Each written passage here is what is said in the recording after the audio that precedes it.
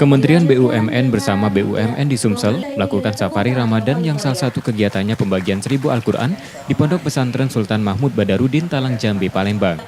Pembagian Al-Quran ini sekaligus memecahkan rekor muri penyerahan terbanyak di 34 provinsi atau 34.000 Al-Quran. Dan kami melihat banyak tempat masih membutuhkan Al-Quran. Jadi tahun ini salah satu programnya adalah kami membagikan Al-Quran.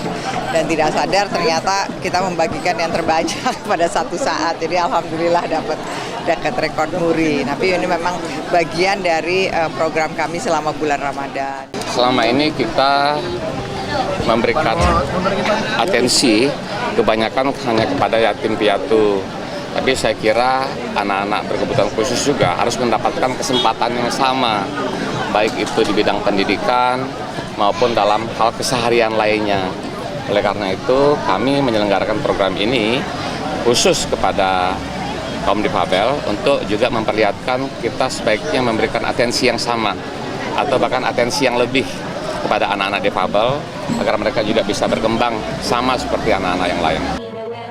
Kegiatan ini dilakukan di 21 titik, diantaranya di 9 panti, 7 pondok pesantren, 3 yayasan, 1 renovasi masjid, dan peduli difabel pada 20 anak untuk mendapat kesetaraan pendidikan.